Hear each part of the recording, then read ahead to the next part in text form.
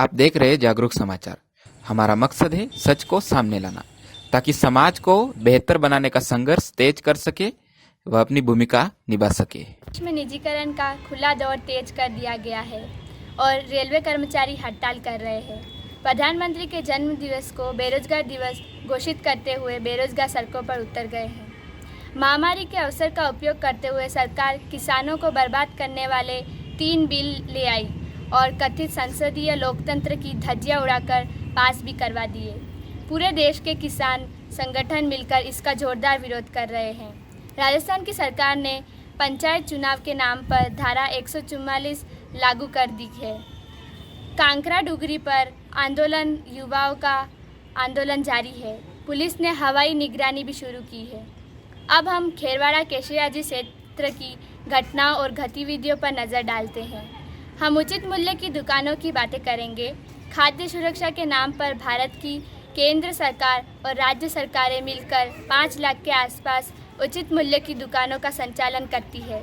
इस पर प्रतिवर्ष आम जनता के 750 करोड़ रुपये खर्च होते हैं।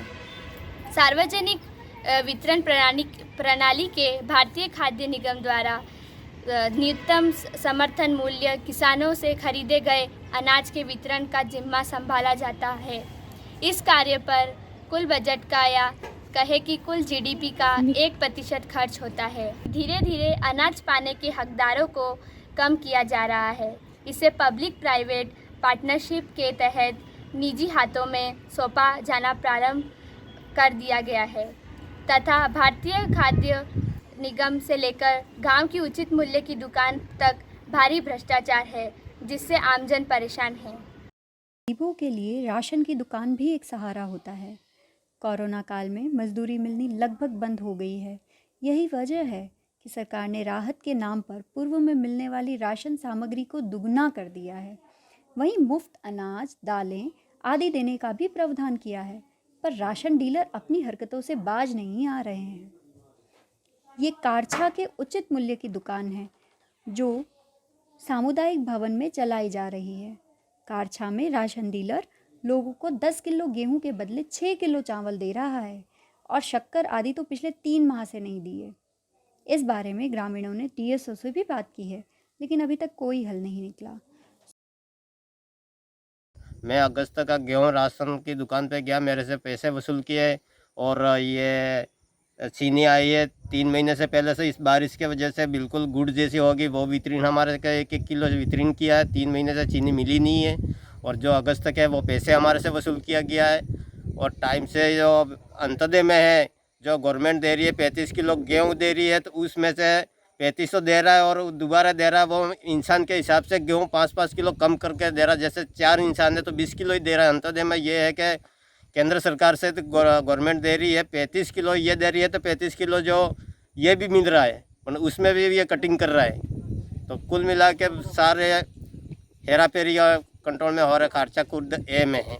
20 किलो गहू आल्या मैं ने 12 किलो सोका आल्या बना गहू हाटे गेहूं के बदले में चावल दिए। हाँ, पैसा हाटा लियो तो 120 रुपया लियो है। 20 किलो गहू आल्या था, 18 किलो सोका आल्या। 30 किलो गहू आल्या था, 18 किलो सोका। मैं खुद 10 किलो गेहूँ दे के 6 किलो चावल लाया हूँ मैं, और बाकी भी लोग लाए हैं 4-5 लोग, वो भी बाकी भी लाए हैं। गेहूँ दे के चावल लाए हैं, कोई 20 किलो दे के 12 किलो गेहूँ लाए हैं, कोई 30 किलो दे के 18 किलो लाए हैं, और मैं खुद भी लाया हूँ और उन डीलर ने दिया। मैं कंट्रोल में गया, कंट्रोल में जाके मैंने पूछा कि दूसरी कंट्रोल में पैसे नहीं ले रहे थे।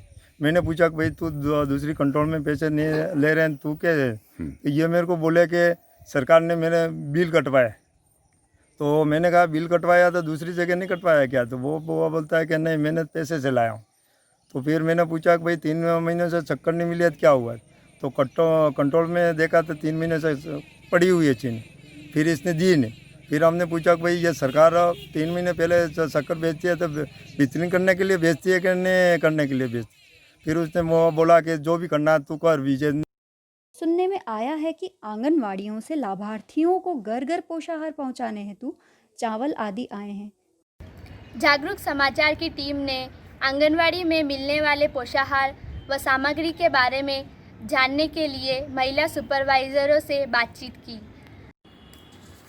अप्रैल में हमारा आरटी पोशार चल रहा था, क्लस्टर से एसएचजी समूह से दिया जा रहा था गर्भवती धात्री किशोरी महिलाओं को, अरे किशोरी बालिकाओं को। तो 930 ग्राम का पैकेट देते थे महिलाओं को, इनका दे रहे थे। फिर 6 माह से 6 वर्ष के बच्चों के लिए 750 ग्राम का पैकेट, वो भी 6 दिन के लिए दिया जा रहा था। उसके बाद मई में दाल आ गई नेफेड से, तो चना दाल दी गर्भवती धात्री और किशोरियों को, 6 माह से 6 वर्ष के बच्चे भी, सभी को, और बच्चे भी 6 माह से 6 वर्ष के बच्चों को भी 1 किलो दाल, वो पूरे महीने की, 25 दिन का 25 दिन की दाल पूरा महीने की समझो। और उस समय स्कूल से गेहूं चावल भी दिलाया गया, स्कूलें बंद हो चुकी थी, ये जो सामान पड़ा हुआ था वो आंगनवाड़ियों को दिलाया गया।